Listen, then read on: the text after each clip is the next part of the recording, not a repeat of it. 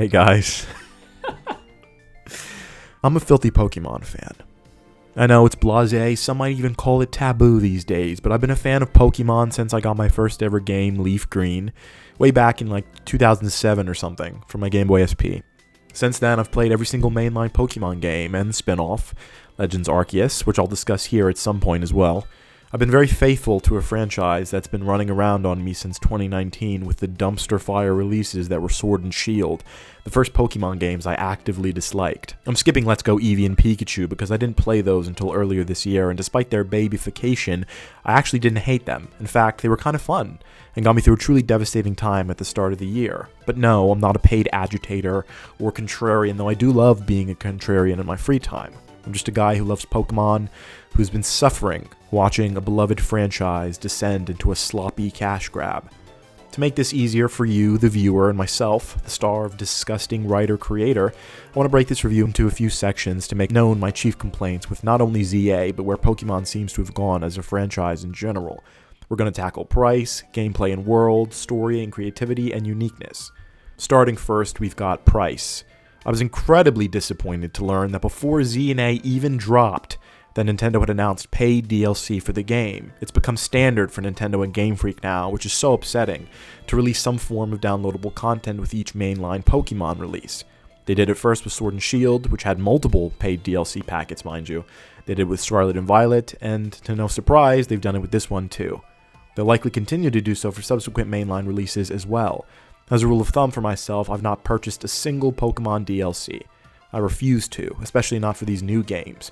They're expensive, usually $20 to $30 extra, which considering the base game prices have only gone up, and the quality has significantly dropped, I'm not paying. I refuse. One of my brothers, who's been critical of Nintendo and Pokemon as well, did buy the DLC for all the games, and he said it made them more fun, but therein lies the problem. I shouldn't have to pay additional money to a billion-dollar company to make their $60 game playable and more fun. It's absurd. Anyway, when I saw the paid DLC for this game, I immediately thought, I'm not buying this, I shouldn't have to. And I know they've been very scant with the details about this DLC, but it's more than likely going to add new places to explore. Somewhere else in Kalos, which is a gorgeous region, mind you, I'm assuming, which should have been in the base game, for sure. And that truly pisses me off. It's shameful. To me and a lot of other lifelong Pokemon fans, it's become clear that Game Freak no longer cares about publishing high-quality games for the fans that love the series. They just want money. And we, the fans, are giving them just that by purchasing each release, which is far worse than the last. I'm guilty of this too. I said it on day one that I'd buy ZA because of how much I loved Arceus, which was the first Pokemon game that I truly, truly loved in such a long time. More on that in a bit again. But I'm ashamed of myself for contributing to this problem. I know games are expensive to make, but when the price of your games doesn't match the quality of the content, then the people, rightfully so, get upset. Nintendo steadily raising their games prices has been a big discussion. People are more willing to overlook it when it comes to franchises like Zelda and Mario, for example, which seldom have bad games, and feel like the company still cares about them. But with Game Freak, who consistently underdelivers, we've got a big problem. Gameplay and world. One of the biggest selling points of Legends Arceus was its gameplay loop. You get assigned a certain mission, find a certain Pokemon or whatever, and get dispatched to any number of wide-open biomes in the world to freely catch dozens of Mons and explore. A truly fun and refreshing spin on the classic Pokemon formula, which I greatly enjoyed. Sure, everything was tied back to the main hub/town area, but when you were loosed on the wild areas, you were free to go anywhere and do anything. Exploring the terrain was so much fun with all the various rideable Pokemon. And there were some secrets, some tough alpha Pokemon to battle, etc., etc. All great stuff. The main gameplay loop this time around is walk around the city, picking up useless side quests and completing main story missions that frankly are more boring than Arceus' main story, which a majority of people didn't like, myself included. Roam around super small wild areas and catch so fewer Mons that it barely feels worth it. The Pokédex in this game is not only smaller than it was in Legends Arceus, but the available Mons are so much worse. The Kalos Pokédex wasn't crazy or anything, but I feel like they've got more to offer, no? In my opinion, there are just too many Gen 1 Mons. Like all the starters, which were in the original X and Y games, fair, I guess, but Onix, Beedrill, Pidgey, Arbok, who seriously uses these Mons? Trubbish? Gen 5 I know, but still. There are so many non-evolution Mons too, which is so disappointing. I guess they tried to include a majority of the mons they did new Mega Evolutions for, but the dex this time around doesn't impress me at all. On the contrary, it disappoints me. I have such a fundamental problem with how they went about designing/structuring this game. It isn't just the fact that we're stuck in one city. Nintendo can design fun games around concepts like that. Just look at Majora's Mask, which is set in the same location, Clock Town, and stuck in a 3-day cycle. Incredible game. I was trying to give them the benefit of the doubt this time around, which is my fault, honestly, that they'd stuff the city full of fun content and Pokemon battles, only to find out that isn't at all what they've done. Unlike in open world games like Breath of the Wild, which naturally pull your eyes to interesting landmarks or enemies, ZA has nothing like that. The closest it does is the sparkling items and Pokeballs on the ground, which beg to be picked up. But the city looks largely the same everywhere you look. Everywhere you go, it's just JPEG building front after JPEG building front everywhere. Buildings you can't even enter, mind you, which I wouldn't care about as much if the rest of the gameplay was fun, but it's not. Oh, pardon me, I nearly forgot to mention the other half of the gameplay loop, the battle zones. Good in theory, but horrible in execution. When I first saw them in the early trailers, I was rightfully skeptical. I was thinking, how are they going to make this work? Surely the trainers will be tough. Absolutely not. Surely there will be secrets and other collectibles to find. Absolutely not. So what then is the point besides allowing you to rank up in the ZA tournament? There isn't one. What's worse even still is the fact that a majority of the trainers are painfully weak. I'm talking about 3 Pokemon or less, all much lower level than your own. And I'm about 25 hours in at this point, and I've not seen anything different, which can be dispatched in 1 attack or less. I'm convinced Game Freak doesn't care about its veteran players. They seem to be stuck thinking that a majority of the Pokemon fanbase is small children incapable of handling difficult battles. If that's the case, why not have a difficulty selection at the start of the game, which trims back on all the useless tutorials and easy mon/trainers and gives vets such as myself more of a challenge? I know why. That would require too much work. To Game Freak's credit, they've gone with a real-time battle system this time around, which is unique to this title. It's clunky as hell, but I understand why they did it. With some refinement, I think it could work. It just sucks that they've implemented it so poorly here. Pokemon battles felt so much smoother and frankly much better in Legends Arceus. There were no extended cutscenes, no waiting after each battle to watch your mons gain experience. You battled and it was over, back to catching mons.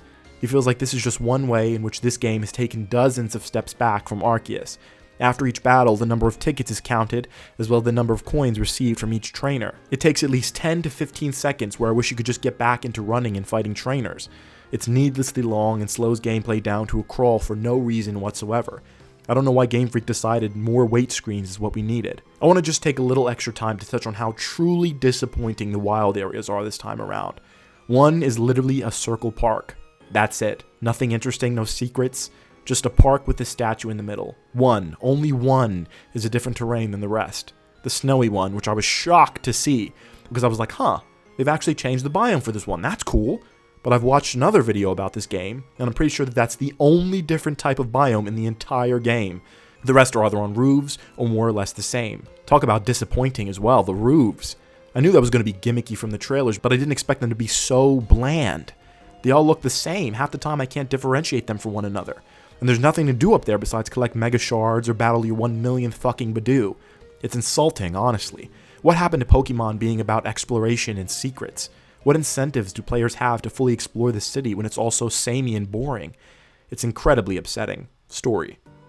Like I said, I'm only 25 hours into the game and have spent little time outside of being forced to complete the story. The story isn't the highlight for Legends games, yet Nintendo and Game Freak yet again insisted on making it the focal point instead of making the world better and more interesting to explore. Not only is the opening tutorial in this game equally if not longer than the one that everyone unanimously hated in Arceus, but it never ends. Characters tell you and retell you over and over again how certain mechanics work and how to do certain actions, what types affect what. I've played every single Pokemon game. I don't need to be told that grass is weak to fire again. And the dialogue is so boring and long. The story follows 4 main characters doing missions around Lumios, which in theory could work, but none of these characters are remotely interesting. They're archetypal Game Freak rivals who are just your friends. Remember when your rival fucking hated you? Remember that? Now they all just hold hands and sing songs. It's so boring. Anyway, the story is so bland this time around as well.